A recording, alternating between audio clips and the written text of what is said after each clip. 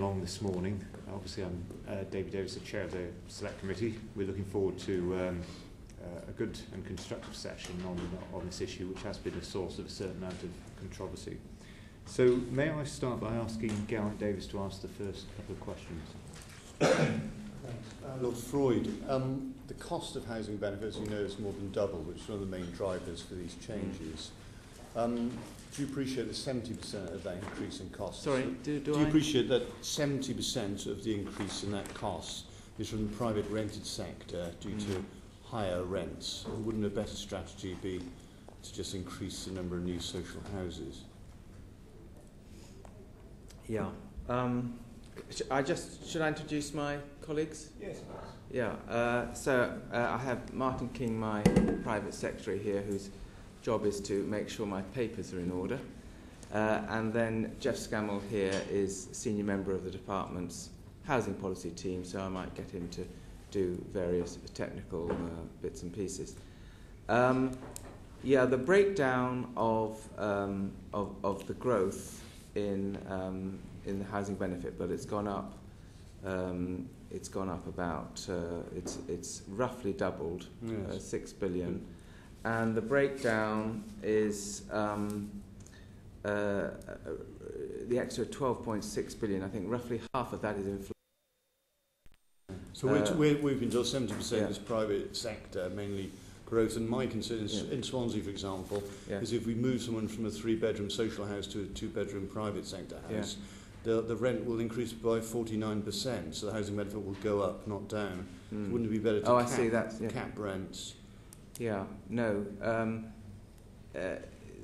If you look at it simply on that basis of the one-off transfer, clearly you're absolutely correct. It goes up. It tends to be a bit higher in the private sector than the social sector. But you have to look at the whole picture. And clearly, if we have taken someone who is single on their own out of a 3-bedroom place and put them in a 1-bedroom place, we then free up that 3-bedroom place to get someone perhaps who we had to put in temporary accommodation or in the private sector. So when you look at the whole transaction, there's a saving. Yeah, I mean, if I may just pursue this point, I appreciate that, but just historically, 70% of the rise is from the private rented sector. We haven't built enough houses. But a woman came to me last week and said she'd been waiting 11 years on the waiting list to move from a 2-bedroom flat to a 1-bedroom flat. And she couldn't, simply because there aren't any 1-bedroom flats. In fact, there's only 400 in Wales, and 3 local authorities haven't got any at all. And now she's facing the bedroom tax. Do you think that's fair? Well, the figure in Wales is roughly 25% on our latest figures of the housing stock is in 1 bedroom of the social housing stock. They're not available, those are occupied, aren't they? Well, they may be occupied, but people can clearly switch. They're full. Who's going to switch out of a 1-bedroom flat? There are some people who are overcrowded, and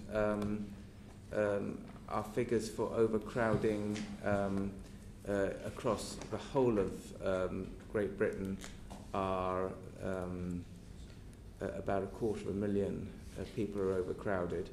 In Wales, that's 10,000 households. So there are some people wanting to go into larger accommodation, and that one would switch round. The biggest growth area in Wales, in this area clearly, is in private housing, and which is flexible. So which is more flexible than social housing has proved to be. But may I say the level of under-occupancy in the social sector overall in Britain now is about 10%, and the private rented sector is 15%. The owner-occupied sector. The level of under-occupancy in the social sector in the UK is 10%. In the private rented sector is 15%, and in the owner-occupied sector is 49%. So there's not really a problem, and we've been building 2- and 3-bedroom houses for people with children, and when they grow up and the parents die, that we recycle the houses in social housing. So there's not so much of a problem. And now you're forcing local authorities to try and build 1-bedroom houses for single people. At the moment they don't do exist and people are being penalised because they can't move into them even if they want to? Well, I mean, they are building one-bedroom houses. 25% of the stock is one bedroom. Yeah, so I mean, full. Well, that's not the point. You're saying they're not building it. They are building them. The 25% are being built. Jonathan Edwards. Thank you, Chair. Lord Road. The OBR are projecting that the housing benefit bill is going to increase substantially despite the benefit cap, despite the real-term cut in annual upgrading, and despite the under-occupancy charge. And the reason for that, of course, is the inflation in the private rented sector more than the public sector. And that's going to be fuelled now by the second home subsidy announced in the budget. So wouldn't it be better to introduce a policy of capping rents in the private sector, as they do in places like New York, as they do in the Republic of Ireland very successfully, rather than actually punitively attacking those in receipt of housing benefit? Well, just our projections for housing benefit are, it's currently standing at 24 billion, and without the measures, and there's a series of measures in both the private and social area, our prediction was that it would go up in 2 years' time to 26 billion, and our measures are basically going to contain it. We're not talking about huge cuts, we are talking about containment. It's a 2 billion cut. The problem with running a capping policy is that you cut off the supply, and clearly one of the things that has been most valuable to this country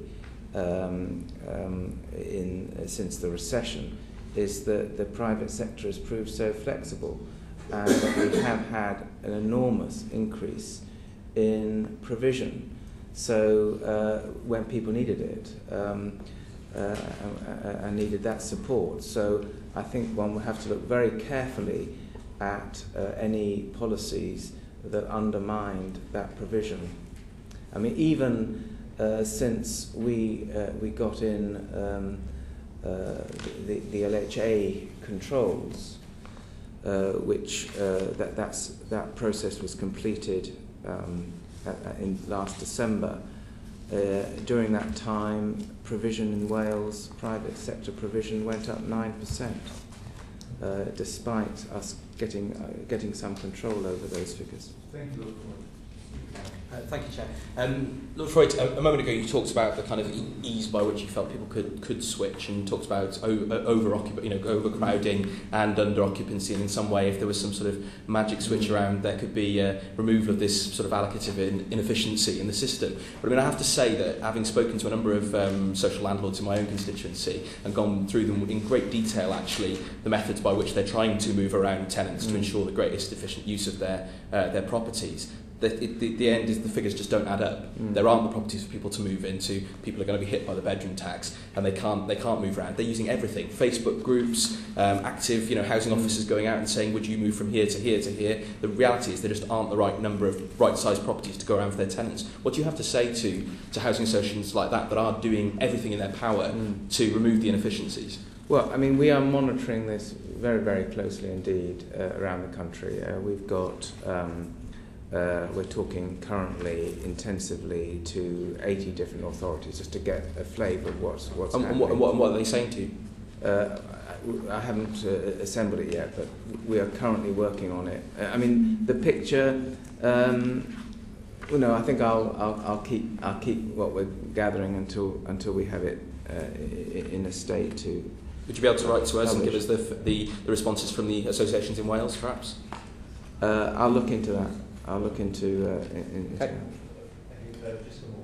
Just to agree with my colleague here, all the evidence we've had so far in this inquiry is that there's a chronic lack of smaller properties in Wales, and that for somewhere like London it would be a lack of family properties, where in Wales the opposite is the case. So do you accept that this will have a huge impact in Wales, and in fact, if people can't go then into smaller properties, they'll end up going into private rented sector, which, as we've heard from my colleague earlier on, will just end up costing a lot more? Well, as I was trying to say, it won't cost a lot more because we're using the private sector to have a more efficient overall allocation. So when you look at the whole of the transaction, in other words, filling a larger place with people who might have been in very expensive, larger private accommodation, that should be right.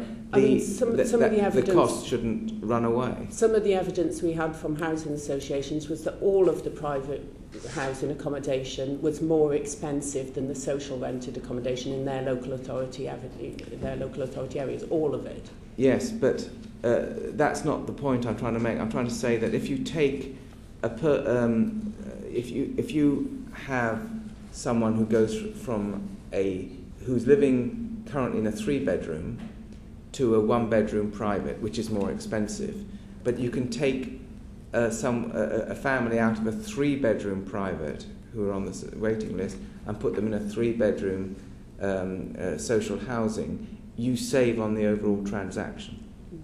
Do you have figures as to what you think will be saved overall on Freud?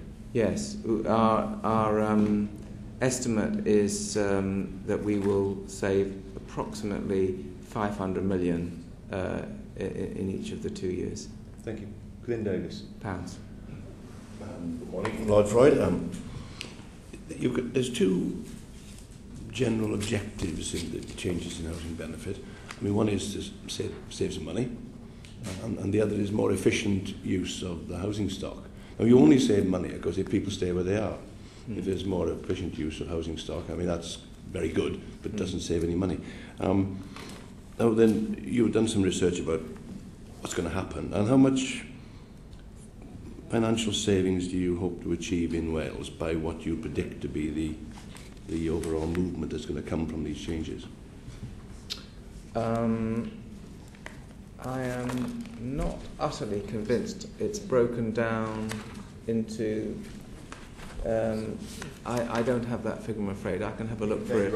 I can write to you with that figure. I don't have it. I mean, I feel that's a key. I'm not even sure we may not have broken it down generally to that level. I'll write to you if I have the... Or I'll write to you, but I may not be able to provide the precise.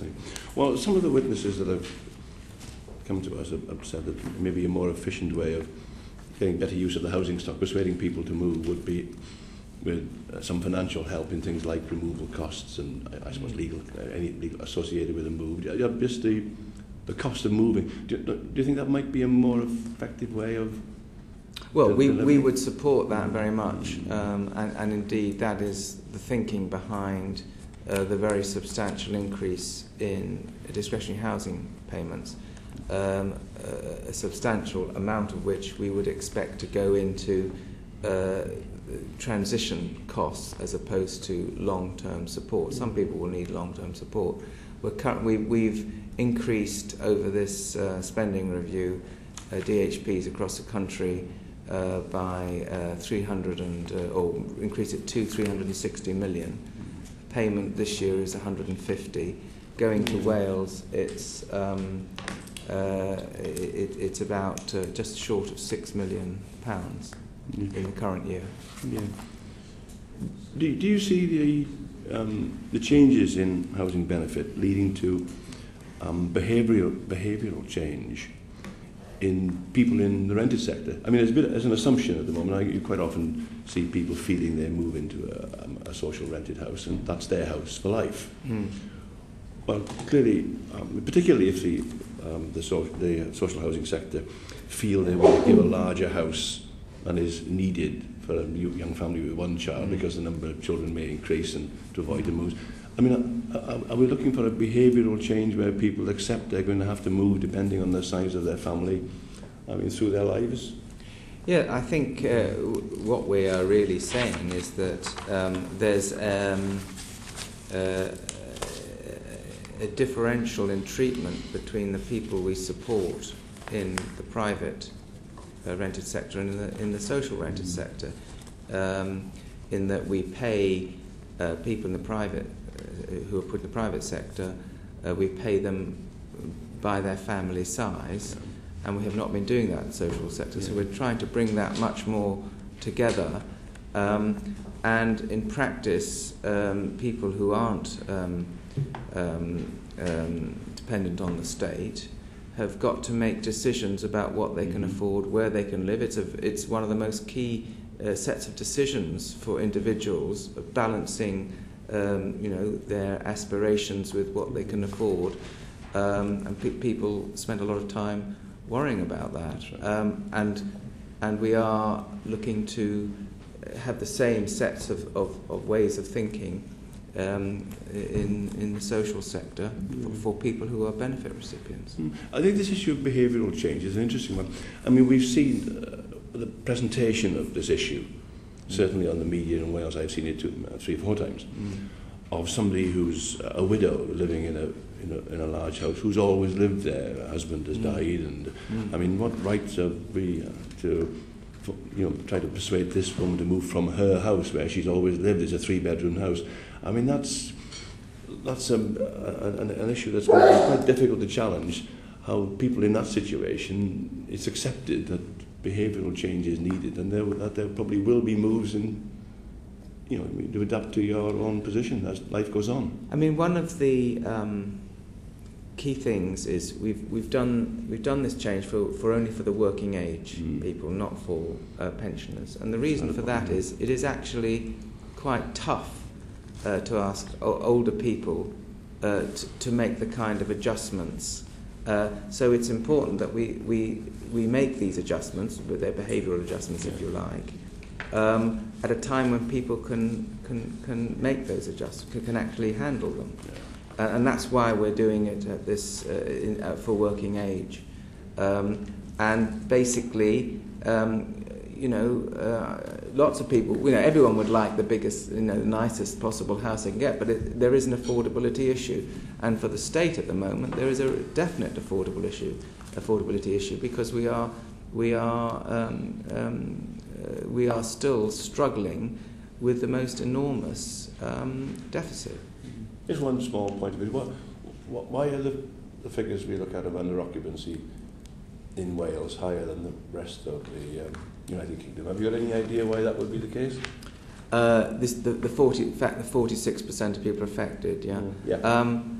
I suspect it's demographics. The structure. What we're seeing is the main people affected clearly are people who are single, not people with families. So when you look at the age-related groups, those affected in the 45 to state pension age are 360,000 of the 660, well over half. So I think it's an age thing, and it's probably the demographics of Wales relative to the rest of the country. Thank you. Thank you. Very quickly, just come on. Just to clarify your response to Glyn Davis, because I didn't quite understand earlier on, he said your own impact assessment has said that you'd only reach the projected savings if people stay put and pay up effectively. But also, how is this then consistent with the fact that you want this policy to lead to more effective use of your housing stock overall? Well, there have been various surveys done on how many people will actually want to move. And the best estimate that's come out of those is roughly 25% will want to move. A reasonable proportion will find funding, either going to work or have the resources. Some will look for other ways, like looking at a lodger or sharing or something like that. But there's a kind of a range of response that surveys indicate will emerge. Thank you very much. Mark Williams. Thank you. And I want to turn to some of the specifics which I suspect all colleagues here are receiving in our surgeries on specific groups in society, and in particular the issue of young children sharing rooms and the appropriateness of bedrooms for those children. I just want to quote something from the National Housing Federation, and they've issued concerns over bedroom sizes and suitability for sharing, and they say some bedrooms will be able to accommodate 2 15-year-old boys, for instance, but some will not. A 3-bedroomed house with 3 large bedrooms might be appropriate for a couple and 4 children, but a 3-bedroomed house with 1 large double room and 2 small bedrooms suitable only for single occupancy and might be appropriate only for a couple and 2 children. It strikes me that some of the requirements of this are very blunt instruments indeed for some of the families that we're concerned about. I found myself in the invidious position in one of my towns of going around with a measuring stick, working out whether a box room would actually fit a bedroom, let alone two for two 15-year-old boys. What guidelines are there for landlords and tenants on the appropriate sizes of bedrooms, given the rules we've now put in place? Well, we haven't. We have deliberately not gone in with a set of criteria, because in the end that would be an incredible administrative burden. There may well be some apartments or houses which are, when they're looked at closely, they can be redesignated. I mean, a box room, you may find that the local authority or the social housing landlord may look at that and say that was possibly not really a 3-bed, it's really a 2-bed. And we are expecting to see some redesignation on a very specific scale. We're not expecting it on a mass scale, and we wouldn't encourage it to be played to be played around with. But it can be. We wouldn't expect it to be gamed, but we would expect some apartments to be looked at again. And clearly, where the configuration isn't suitable for the particular family, again, that's where one can look at exchanges to make sure that you get the right configuration. And it is very much the responsibility of the family to look at getting, when they get an offer, look at something which works for their family size and content. The problem with that, respectfully, is the which we'll come on to later. Certainly in a rural area, is the availability of that accommodation, any accommodation, quite frankly. Turning now to provision for disabled tenants, housing associations have told us that they cannot afford to adapt accommodation for disabled tenants if they have to move, having spent money on the original property. And again, I think we can all cite examples in our constituencies of extensive work and adaptations made for people. I appreciate what the government have said in terms of extra provision available, an extra room to be utilised for a carer who stays overnight. But there are still many disabled constituents where, again, for various reasons, it might be a partner needing to sleep in a separate room, it might be the nature of their illness that requires an extra room. That doesn't seem to have been factored in to the government so far in what the government is saying. Well, what we factored in is where there are significantly adapted homes, we've put £25 million this year, and by assumption thereafter, so that those people could be supported in those adapted homes, because it simply doesn't make sense, clearly, to take someone out of a home and then put all those adaptations somewhere else. And our figure for the whole of the country is there's about 35,000 people in that category. But you'd accept that £25 million is a small sum given the enormity of the problem. I think at the time when that announcement was made, the characterisation was that disabled people per se would be in a position to be helped. That isn't going to help many people with disabled adaptations, is it? It's only a small proportion. Admittedly, it's a decision of the local authority, but it's still a drop in the ocean of what's required, even for houses with adaptations. Well, the support was specifically for houses with significant adaptations. Can we define significant adaptations, or is that just the prelude, the duty of the local authority? Yeah, it's a duty. I mean, clearly there are, in some cases, some adaptations. A question of having, movable ramps and things like that, so you can move that. We're talking about significant adaptations where a house has been turned around. Particularly, bathrooms and kitchens have been adapted, for wheelchair use in particular. would it be not more helpful if the guidance to local authorities was a bit more prescriptive? I hesitate to say that as a liberal that believes in devolution of these responsibilities, but it would help the debate, wouldn't it, if the guidelines from DWP had been a lot clearer in terms of what the expectation should be. I think it should be much, much wider than the government has suggested, but it's very unclear as to what the responsibility is. Some local authorities haven't even created the guidelines yet in their own areas, so there's a lot of worry there. Well, I'm just going on the point about that you raised about the adaptations. We think there are 35. Our figures are there are roughly 35,000 people in this category with significant adaptation across the country, and we have put specific provision of 25 million to allow those people to stay in the country. According to guidelines on this, Jeff, do you want to add anything on that?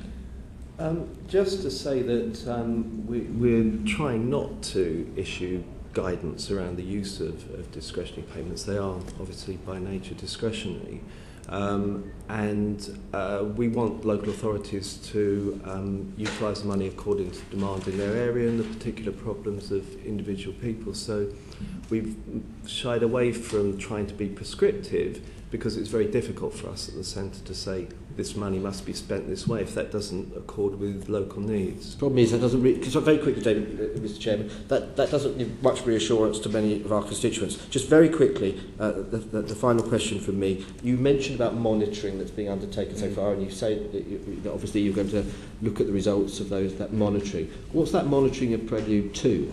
Is that the potential, again, a reaffirmation of government policy in this area, or because some concessions have been made over armed forces personnel and foster carers, is that a possible prelude to larger government changes on this? I know you're not going to tell us yet the outcome of the pilots, but it would be interesting to know what direction of travel the government are operating in. No, I mean, we are monitoring the introduction of this ourselves very closely, as I said. We are also running a major independent study over 2 years to look at the actual outcomes and results of this move. So it's not a prelude to anything except that we are determined to be absolutely on top of what is happening. Okay, thank you. Thank you. The government's argued that this measure is about bringing the private rented or social rented sector in line with the private rented sector. But can you confirm that when the size criteria was applied to the private rented sector, it was for new tenancies, it wasn't for existing tenancies, and it wasn't implemented as fast as this? Well, private tenancies tend to roll over every year and are renewed. So in practice, when the LHA came in 2008 under the last government, so it was as people fell out of their last tenancy and renewed went into the LHA. I think we're virtually by now.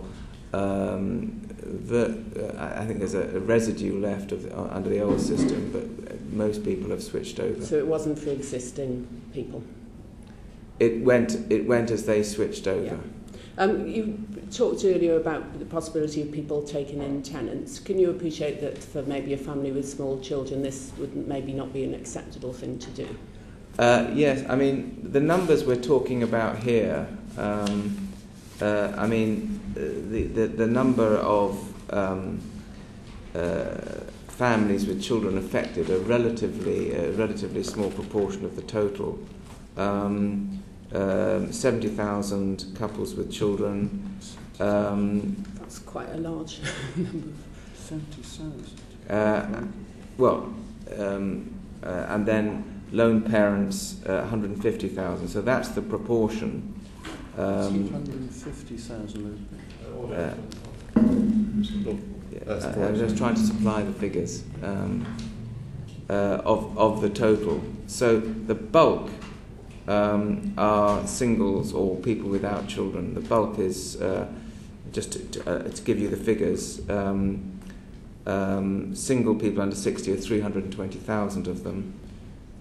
Couples without children are 80,000. And another 50,000 over 60. I think the question was, do you accept that for that, I would argue, rather large group of people, it's not acceptable, it may not be acceptable for them to take in lodgers? Yeah, it may not be, and you know, there are other solutions for that. So that's just one option which may suit some people. Yeah. I'm not saying it is a blanket solution. It is not. It is one solution which may suit some people. So what would their solution be for families with small children? Earn money.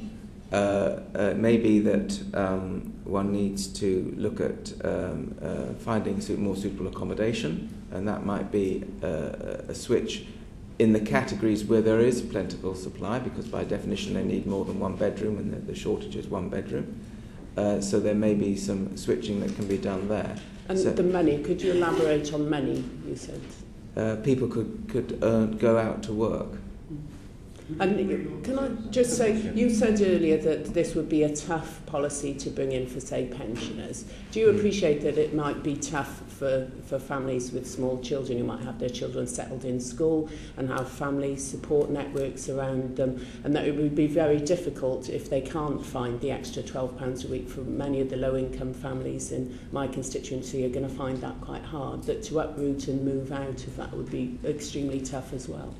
Well, I'm not talking about necessarily uprooting. There may be switching within their locality, and that is indeed what a lot of the social housing landlords are arranging to get this kind of switching. We've talked earlier in Wales, there's a chronic shortage of smaller accommodation. There's a real problem with people being able to do that. Well, the numbers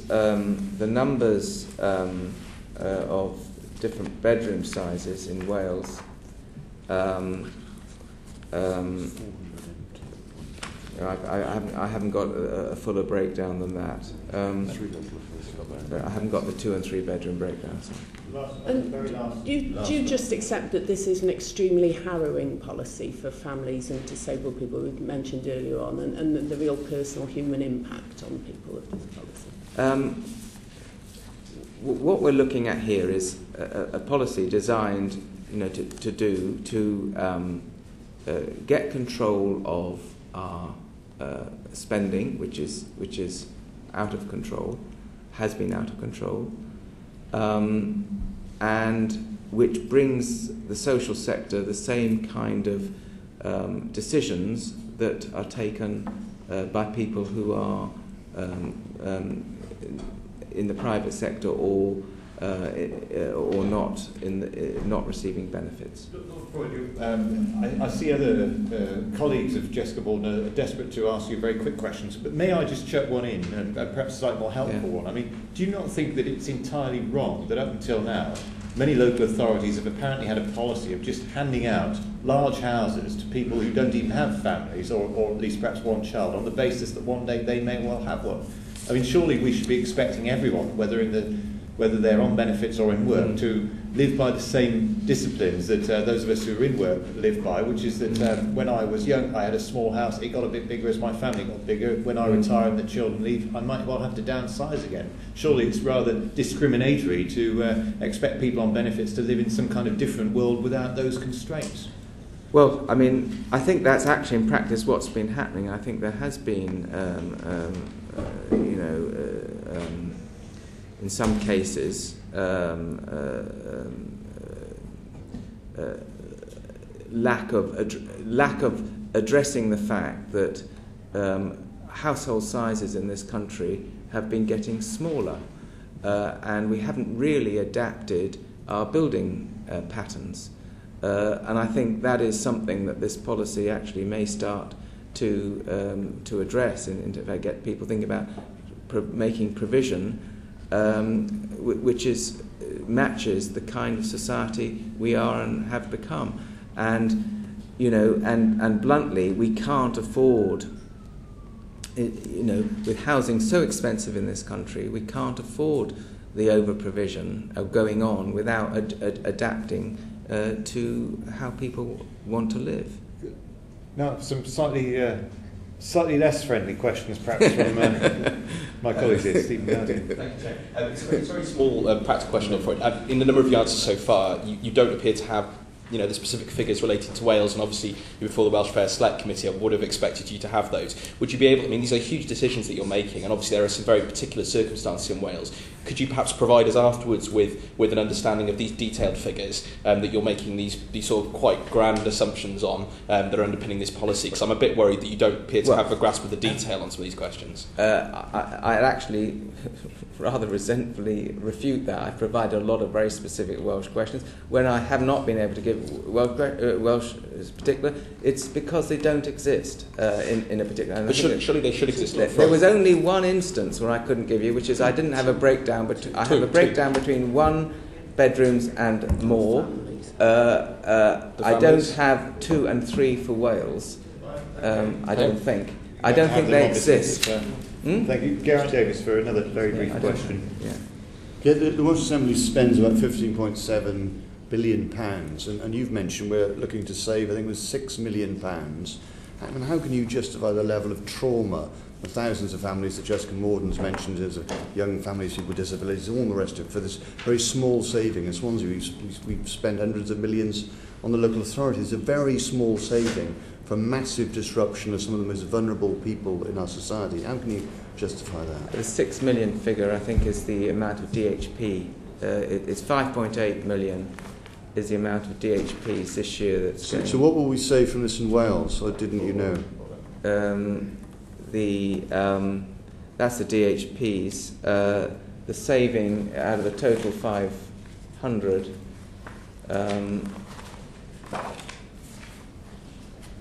See if I can satisfy. Well, perhaps while you think about that and consider it carefully, Lord Freud, I could bring in Simon Hart to ask another question, and then we'll go back to the answer to that one whilst inspiration is provided. We've heard quite a lot of examples of the negative impact of these policies, and individual examples and comments which have been made by members around the room. However, have you made an estimate? Is there an estimate that exists as to the number of families who will actually benefit from this? And it will go from to use the word trauma, go from the trauma of actually being in desperately overcrowded accommodation into less closely packed accommodation. What estimate have you made of those who might benefit from all of this in Wales? Well, there are... I think there are 10,000 families who are in overcrowded accommodation today, and the waiting list today in Wales is running at, I'm just waiting, I think from memory it's 100,000, but I can get a precise figure on the waiting list. And those are the groups that are likely to be helped by this. I think it would just be useful for the committee to get some idea of some balance. You know, there are some winners and losers in this, and I think at the moment we're looking at fairly at the losing figures rather intensely, quite rightly too.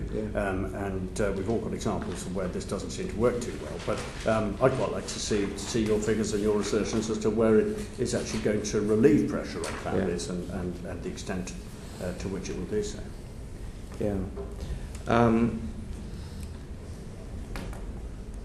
I mean, we've got some figures which are the kind of the waiting list figures. I mean, those are the people who are going to benefit, which I can make available. That would be very helpful. I mean, presumably they will benefit providing there is a property into which they can go. Sitting on a waiting list is hardly a benefit. Well, that's the problem. I mean, across the country there are 1.8 million people sitting on social housing waiting lists. Sorry,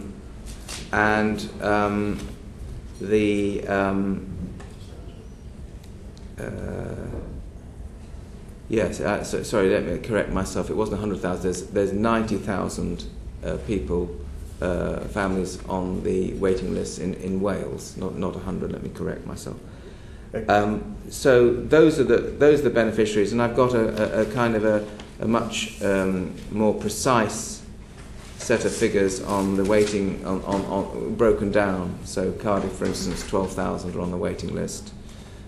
Swansea 5,000. So we can those are the beneficiaries.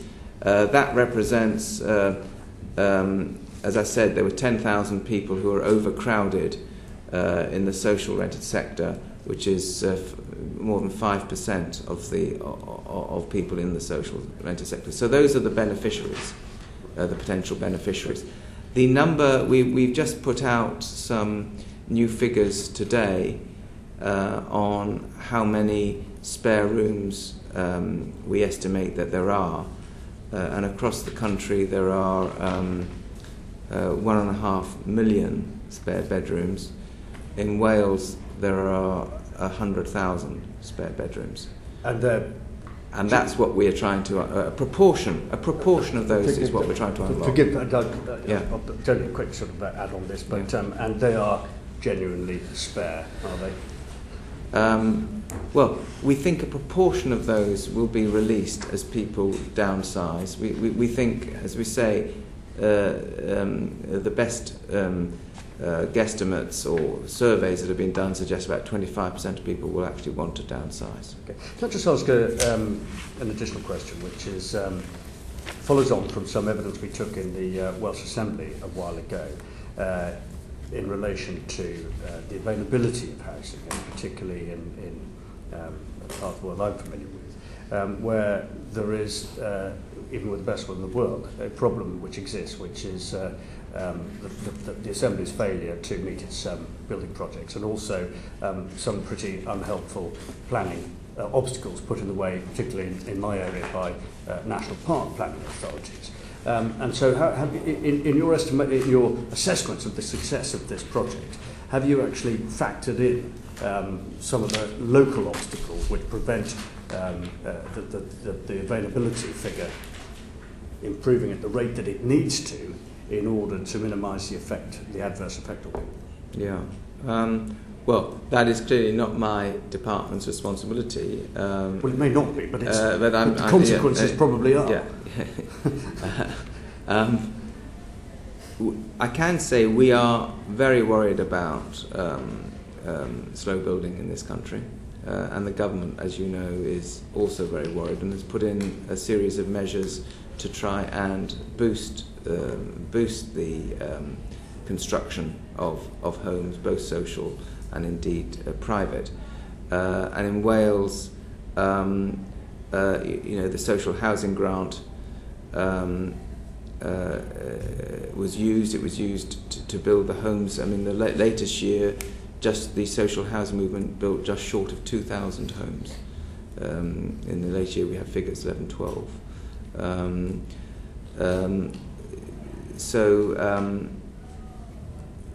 We're hoping that the measures that have now come in to boost building, we're expecting those to work and boost building. Which is fantastic. In fact, one more, which is fantastic, except the house building programme is something which has got a pretty long lifespan to it. The proposals, which I support, by the way, which you're introducing in terms of housing benefit, are immediate. Yes. And I'm just concerned that you're rather hoping that you're crossing your fingers and closing your eyes and hoping it's all going to get better in the housing market. You know, I can tell you in the Pembrokeshire Coast National Park, you haven't got a dog's chance of building anything like the number of properties that you need to absorb the impact of the policy which is in place now. Yes. That's the problem. So it's no good me turning around saying, it'll be right in 10 years, or, because it won't be, probably, anyway. Which leads me on to my last question, which is this. Both my local authorities, manfully doing a pretty good job in West Wales on implementing this policy, both say the one thing we do not understand about this is why the government did not introduce some kind of transition period, as it has done with, or has previous governments done with every other major change to housing benefit, housing related matters over the generations. A transition period, even 6 months to a year, would have enabled us to have circumvented some of the problems that the members have put forward. I agree with some of that thinking, and the way we have tried to address that is through the discretionary housing payment route. So, basically there is money available, and quite large sums. I mean, the total that we've transferred this year is 150 million, let's say 5.8 million into Wales, to try and handle that transition and smooth it, and that's what it's for. So So that's how we're aiming to handle it. If I could just, I neglected to answer a question from Davis, Mr. Gareth, a little earlier, and the total effect with all the measures, including this one that we're looking to see savings, is £100 million per annum against a total spend of £1 billion. Glyn Davis. The latest revised figure for the UK is 400 million, so you're saying a quarter of that's going to be saved in Wales? 2 billion is the total across the country. 2 billion, because you said 500 million earlier. I gave you the figure for the total savings on... The bedroom tax in Wales. The total savings of all of the measures, LHA and social housing.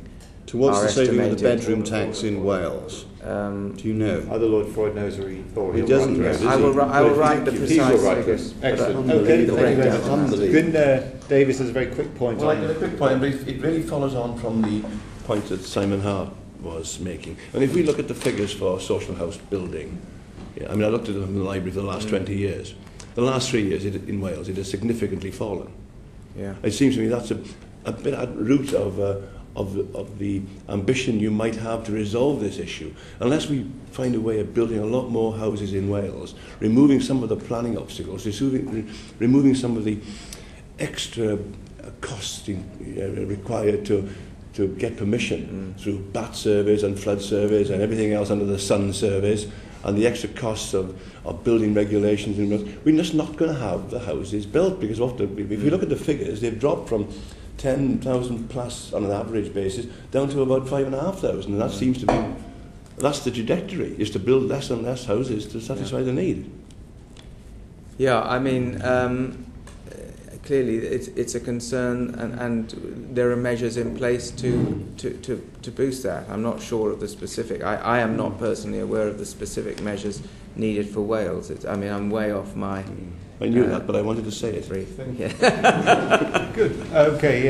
Could I just call Gito next, because I think he has to go, and then Mark. Yes, thank you, Chair.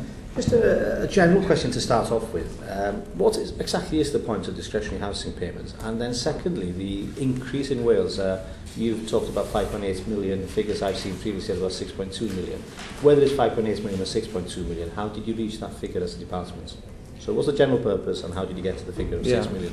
I mean, the total figure is broken down into out of 4 elements. One of them is the baseline funding, then figures for the LHA reform,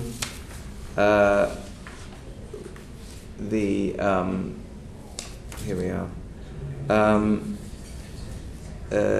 So I can give you the exact figures. I think that might be of how the DHP is broken down. Just short of £1 million is the normal core funding which we've run through.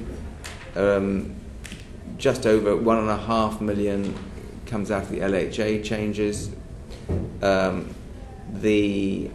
spare room subsidy figure is £1.5 million again, and the benefit cap support is just short of 2 billion, which is where the 5.9 billion, a million rounded.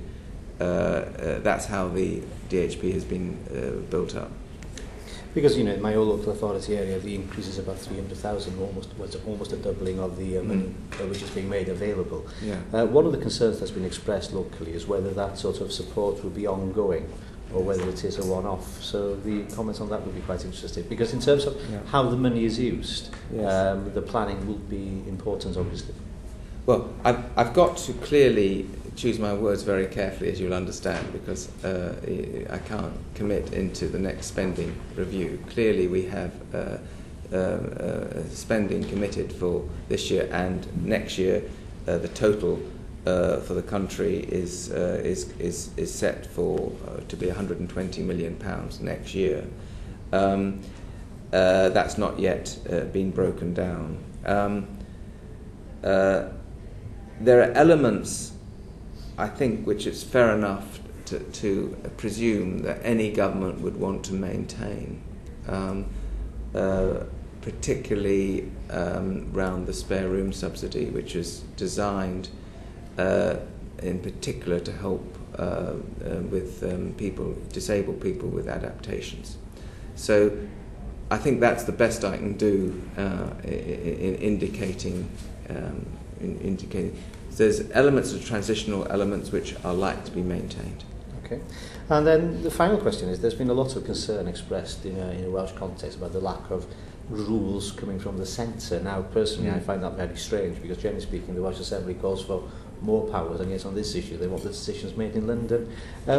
Do you find it odd that the responsibility given to a local level on this issue is creating such a response from local authorities and the Welsh Government? One of the big policy moves this government has is to localise support for people who are more vulnerable.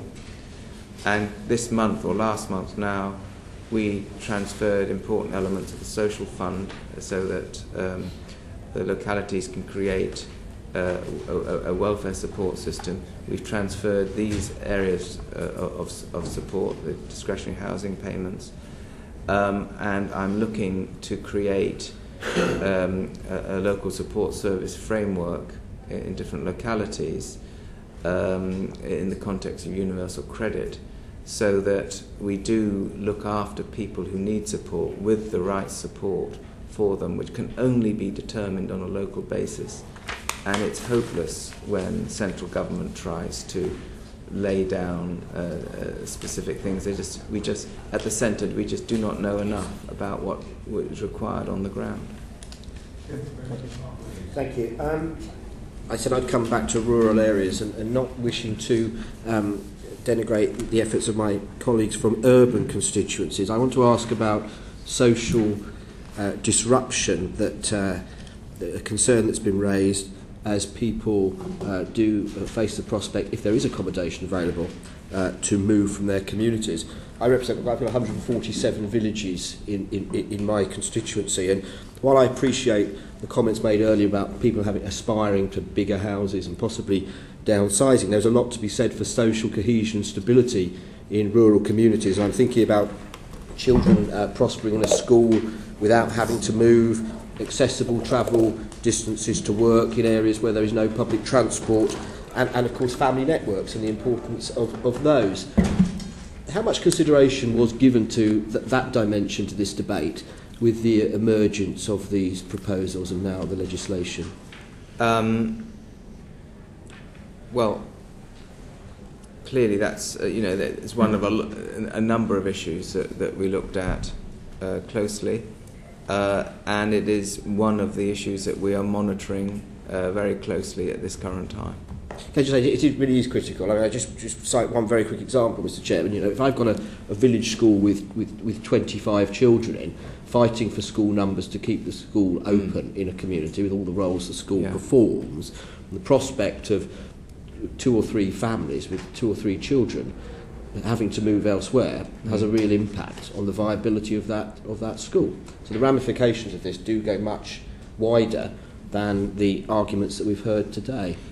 I hear the point, obviously. I mean, we are watching the rural situation closely, but I have to point out that the main impact of this is not families with children, who actually are usually, if anything, a bit short of space, usually, and that's where the overcrowding comes from. It is the people whose children have moved out, and the old people, and you could see that from the statistics that I gave. So there may be some particular examples of that, and we would expect the local authority to be, in a particular circumstance where there is a family who does happen to be affected, and there can't be anything done. That is exactly where a local authority's knowledge of the situation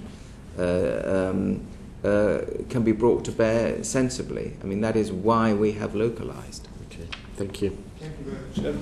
Lord Freud, I'm rather more sympathetic to what you're trying to achieve than some of my colleagues here, but But the one thing that really does worry me is this issue of direct payments to landlords. In fact, yes.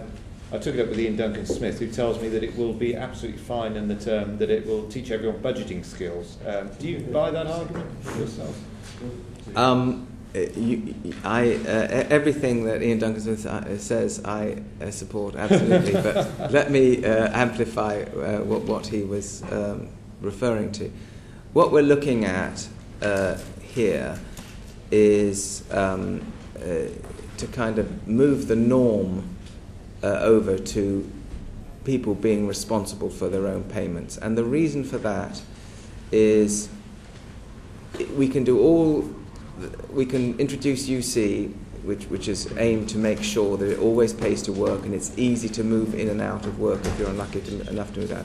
We can do all of that work, and if there's still an artificial barrier that you have to change all of your arrangements to pay rent on the moment you're moving into work, you've got a barrier to that smooth interplay. So we want to move it first.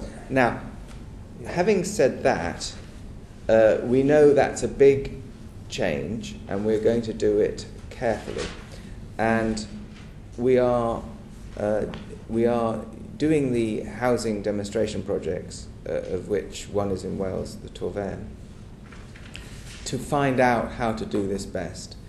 And the emerging structure that we're looking at is clearly we need to keep the people who really can't handle it off the system.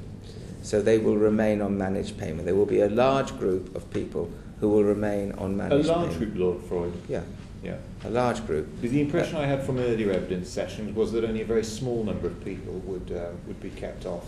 Well, let me give you an impressionistic indication. In the private rented sector, we have, which is on LHA, local housing allowance, we currently have 24% of people are on managed payments. So that's the kind of proportion. You might expect social housing to have rather more. So there will be a proportion. And let me explain how we come to those figures, how we'll arrive at that, because this is vital. We have found that there are 4 categories of people who really need an awful lot of support to manage. So what we have done is measured what we call the support points required. Most people need 1 or 2 or 3 maybe. There's 4 groups that need 12 to 14, and they are people with learning difficulties, mental health problems, homeless, or addiction problems. So we are likely to keep the bulk of those off the system. Then we're looking at a system, and that's what the housing demonstration projects are finding out, is when someone who we think can manage, and we provide support to manage, has built up a period of arrears, or an amount of arrears, and we're trying to establish what the right amount is through these projects, and we're getting pretty close to a view now. We'll switch them back into managed payments and recoup the money reasonably rapidly to go back to the landlord, because the one commitment we've made, we will not undermine the financeability of social landlords. So that's the kind of system that we are looking at currently. Very briefly, then can I ask Jonathan Edwards and then Caroline Davis? At the initial stages, who's going to be responsible for identifying that vulnerable group, the 24%? Is it going to be the department or the social landlords? What we'll do, the final decision will be made by DWP, a decision maker, but we will be taking input from relevant authorities, and clearly the social landlord will be an important input into it. Caroline Davis. I understand the number of people receiving payday loans in Wales has increased from 17,000 in 2011 to 30,000 in 2012, and prior to that it wasn't measured because it was so small. So there's enormous escalation of payday loans. Do you really think that people who barely cope, if we give them the money directly, we're not going to end up with massive rent arrears because they won't manage their affairs properly? Well, that's another group. The group that are already in arrears or severe debt is another group that we need to worry about in terms of, clearly we are looking for a range of support for people when we move them over. A lot of people will need the kind of support in advice on how to manage, the right kind of account, so it's direct debits. We're looking at budgeting accounts, and clearly we are trying to boost the credit union movement we've just put out 38 million to them so that they can grow and why don't you just pay directly to the landlord? To bring in Stephen Doughty, your colleague, who's it's not from the chair, and I agree on many things, but I also share his deep concerns about this issue and how it's going to impact him in practical terms. We've obviously heard a lot of evidence from social landlords in Wales, and obviously we've also got the example of the Bronavon project and the other pilot areas. What's coming out from those is that, in fact, the bedroom tax and the direct payments is going to increase rent arrears quite significantly, and that's going to have significant impacts on their ability, their financial viability, and their ability to provide services, including to some of those vulnerable tenants that you were talking about. What's your reading of the evidence from that pilot project and the other pilot projects? Well, my reading is it's very valuable, and the structure we're looking at will end up with minimal financial impact on those, so that's what I'm aiming to design. So the current figures, they've been running. There's some figures coming out later this week, which I better not refer to. But what you're looking at, they're not published yet, I'm not allowed to, but they will be out, so they'll be in your evidence base. They've been, the most recently published figure, the average has been 7%. But that is before you look at switching people back into managed payment if they can't handle it, and then getting the arrears back to the landlord. So when you net it down, if you introduce a system like that, the actual arrears and write-downs will be very small indeed. Well, I have to say that figure doesn't quite tally with what I've been told by some of the social landlords locally. One was telling me as high as 11%, and that was based on some very careful financial modelling, including taking into account many of the issues you mentioned. Do you think you do need to look at this again, and perhaps? Well, there's only one place in Wales where it's doing, and I can tell you it's not 11%. No, I'm saying this is information I've had directly from social landlords myself. That's beyond the pilot project itself. So. All I can say is that we are working on a structure. I have made a commitment that direct payments will not undermine the financeability of social landlords, and we are working on a structure to make sure that we can both move a lot of people into direct payments, help them to handle that, and not undermine social landlords. So are you willing to step in to bail them out then if they do get into financial difficulties?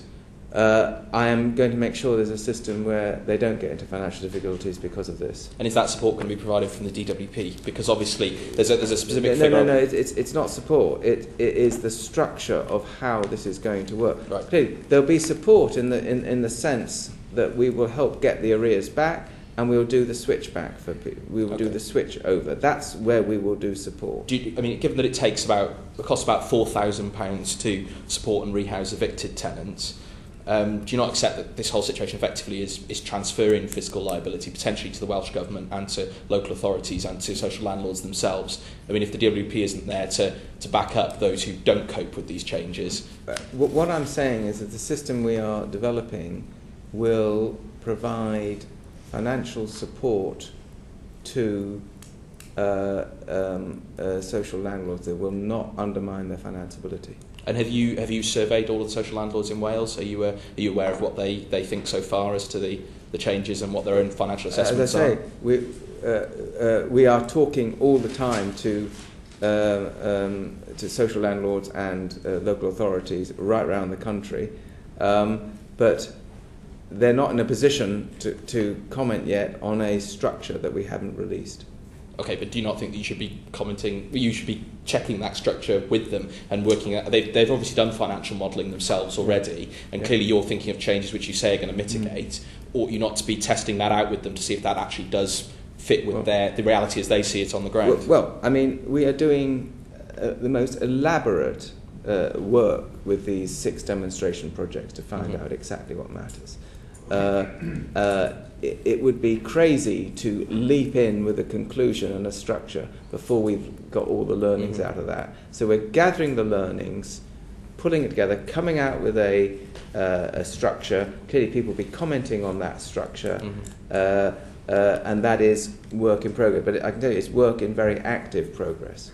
Were you surprised? Well, last question really. Were you surprised by that figure from the Bronavon Housing Association? Were you surprised by the extent of the problems that they were facing and the increase in rent arrears?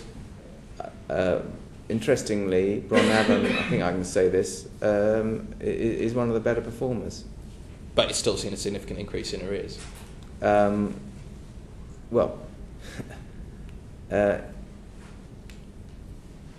It's one of the better performers. The arrears go down as you switch people who can't manage it into managed payments. That's your protection mechanism.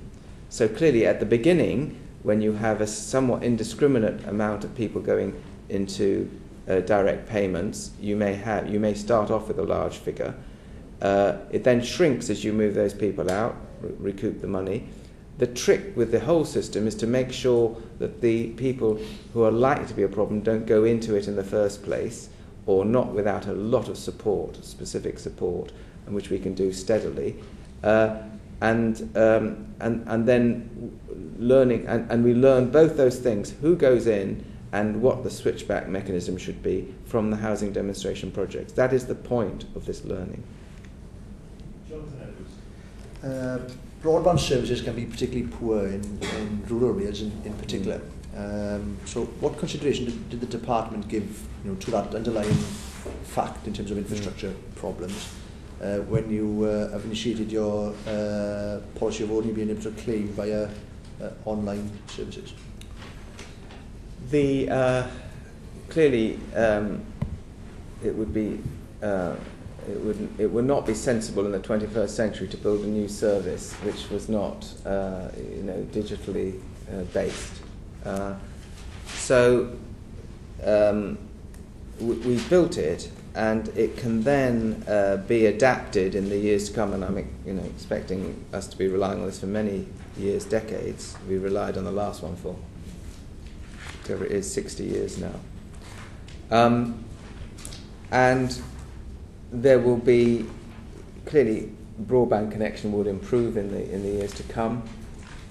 We're now looking to get 4G in reasonably soon, and planning out 5G. Interesting thing about whether getting it on people's phones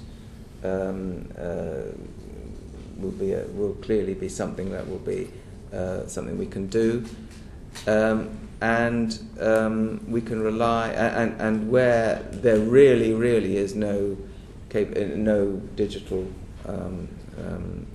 capability at all, availability at all, we will still have the phone. So we will have.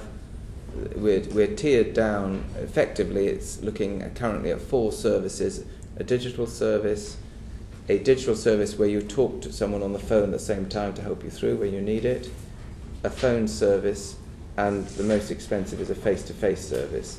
So that's how we're tiering it. But the service itself will be digital. In other words, the intermediary or advisor will be able to see in digital terms what's happening at the same time as the claimant. Over the weekend, Lord Freud, news broke about the death of Stephanie Botcher from Solihull.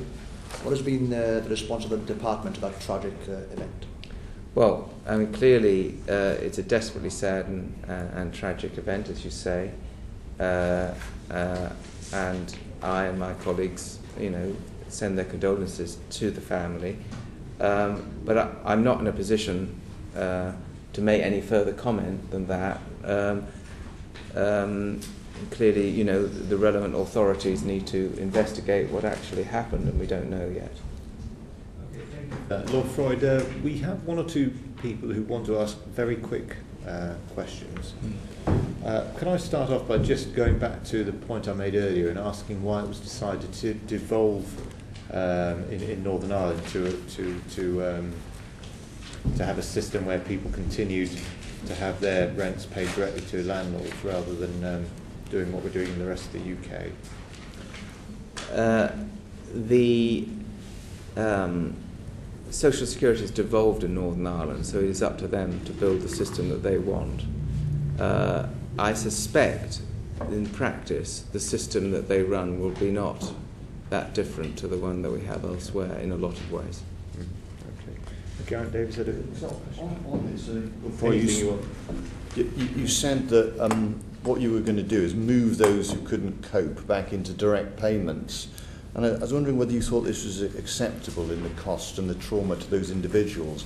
These people may be dysfunctional, people with various problems, and very little money, and you're allowing them to drift into arrears and anxiety and eventually conclude they can't cope and then move them back. I mean, will you reinstate the debt? These people clearly can't cope. And it would have been better to put them in the first instance on a direct payment, wouldn't it? Well, our aim will be to put people who can't cope on what we're calling managed. There's so much confusion, direct payment. Managed payments, I state to landlord. Exactly. Yeah. Our aim is to do exactly that. The people who really cannot cope, we are aiming to keep off that system, at least until we can really provide the support for them to gradually get them over. Can I on a second, completely different question? Do you anticipate, and have you done forecasts of the level of migration of people from England into Wales, and sort of picture their demography, given that there's different levels of under-occupancy in Wales and England? Are we looking forward to an influx of people from England into social housing? We're not expecting that. I mean, one of the forecasts under the LHA was that there would be mass displacement of people, and we simply haven't seen it as a result of the LHA, and we're not anticipating it as a result of any change in social housing. So, Jessica Morden, I believe you had a... Just go back to the earlier part when we were talking about people making up the shortfall of the extra payments for housing benefit. You said, I think, they could go out and make some money, I think were the exact words you used. Or maybe not exact words, but we'll have a look later. But do you think it's important that we remember that a significant number of housing benefit recipients are actually in work, and that actually they're on low wages, and at a time when wages are stagnant, it's a way of helping them out at this point? Yes, I mean, some people here are in work, and clearly many of them are used to making partial payments of their housing benefit themselves. What would be the proportion in Wales of people in work claiming housing?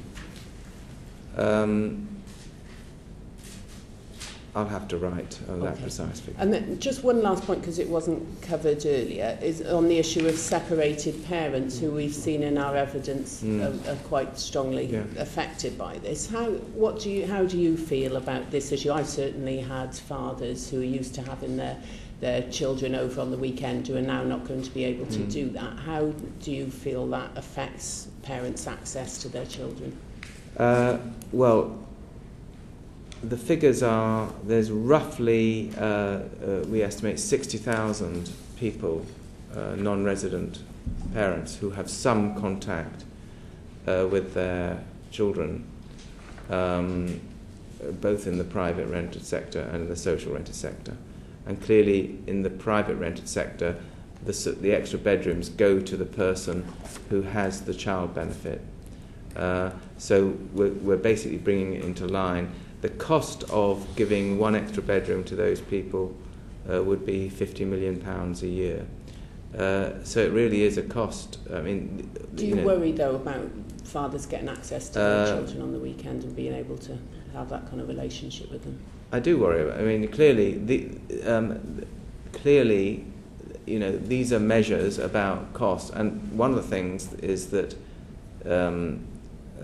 family breakup, as we all know, is one of the most enormously expensive things, both for the individual and for society. The issue is how much of that cost can the state afford to bear, and that's what's driving this. This is not meant to be in any way a controversial question, but although I can feel it might turn into one. But I mean, if people are having their children over and their children don't permanently reside in that house, is there any reason at all why temporary arrangements, use of sofa beds, etc., can't be made? I mean, is there anything to stop people from sleeping in their front rooms if they have to, just as we all might do that from time to time if we have guests arriving? Yeah, I mean, I remember when I had a one-bedroom, my most reliable asset was a sofa bed. I'm very familiar with one myself. But the real point. There's nothing to. There's no local authorities stopping people from using sofa beds, so are there? If they have to. There are a range of things here. I mean, some people may find it is worthwhile spending the extra £12 a week to have that facility. Others will, use the sofa bed. The issue is that dual provision of those bedrooms is expensive. You have a bed, basically giving a child a bedroom in two places. It's a very expensive thing for the state to do, and currently we can't afford that. I thought I might generate a bit more interest. I mean, on that point, I mean, in terms of the numbers we're talking about, I've had someone come to me saying they have £20 a week to spend on food and clothing after paying their utility bills and bus fare, and their income may go down to £12 a week. And so at a time that we're seeing sort of food prices, energy prices, etc., going up, don't you think it's a bit harsh for someone, in order to save, say, £7.50 a week from not having paid the bedroom tax, to then being effectively denied access to their child? I mean, aren't we really penny pinching, inflicting awful trauma on the poorest in our communities for marginal savings? Well, you're adding two things that by definition you wouldn't add, because either they've moved and they can't see, or they haven't moved and they have got accessibility. No, so they've got to make the choice between the £7.50 and seeing their child. Well, that is seeing their child. Well, clearly, you can see your child. It is about. And when I say 60,000 who have some contact, that isn't necessarily children who stay overnight. It is 60,000 with some contact. So the numbers are clearly going to be a lot less than that who actually stay over. I think. Yes. Thank you, Chair. Lord Freud, obviously, moving house is one of the most stressful events in anyone's life, and I'm sure we've all been through that as well. Now, whether or not that helps out some families and causes problems for others, it clearly is a very stressful event. There are other consequences: people moving away from communities, neighbours, people that they know. What conversations have you and the department had with the Samaritans, Mind, other organisations that deal with people in kind of acute stress, depression, and so on? I mean, I have to say, anecdotally, I've come across a lot of constituents who this is causing, even the fear of it, whether or not they're going to be affected by it, is causing a lot of distress. And I'm just wondering what sort of evidential assessment you've made of perhaps increased stress, depression, concerns of that nature. Well, clearly it's very hard to get a strategy on mental health. I mean, this country is not very good on mental health strategies. So it's pretty hard to get an assessment of these impacts. And one of the reasons that we have gone on this localised route is that has got to be something that is handled on a local basis. Have you asked them, though, in terms of the feedback they're getting from their calls and so on? Is the bedroom tax coming up as an issue? The wider changes you're making to the welfare system coming up as an issue in people's lives that are perhaps pushing some people over the edge? I mean, I have to say, anecdotally, it's pushing a number of people I've been dealing with into very difficult circumstances. Have you spoken to them? Have you spoken to organisations? We do speak to them. I'm not aware. Jeff, are you aware of any particular conversations? No. I'm not aware of anything that we've had specifically on that. No. Thank you very much. I believe Geraint has one very last question.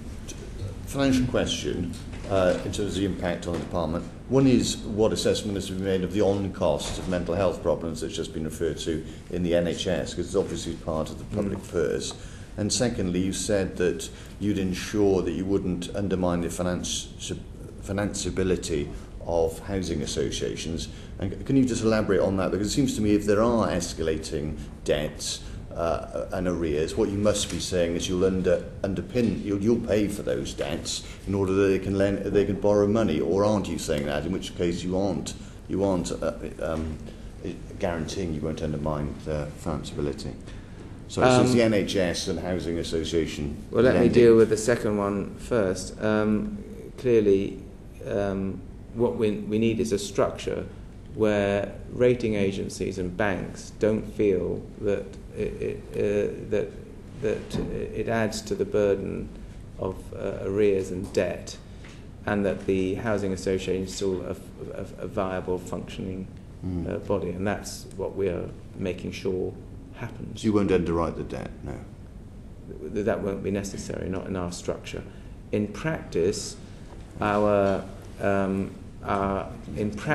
way that we guarantee, the way that we have a managed payment fallback is in practice a state income guarantee scheme in reality, and that's the structures we're looking at. But they've downgraded the debt, so they pay a high interest rate already, don't they?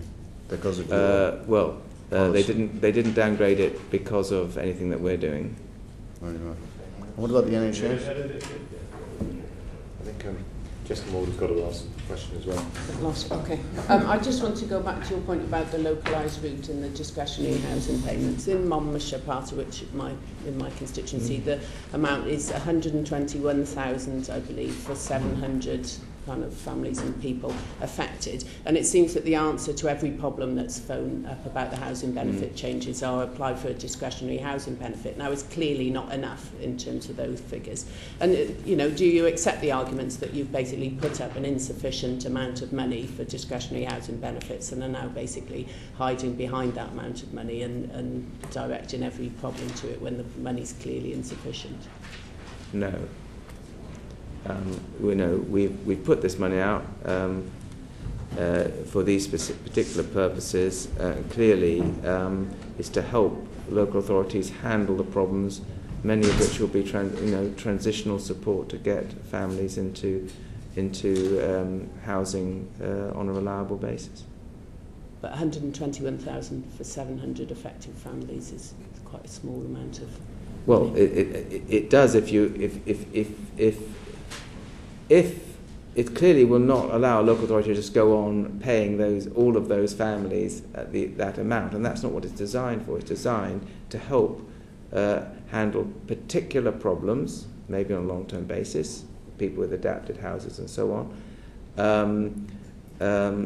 people in temporary accommodation, and also to help with the transition costs in other cases, and manage hard cases longer term. So that's what the local authority needs to do with that money.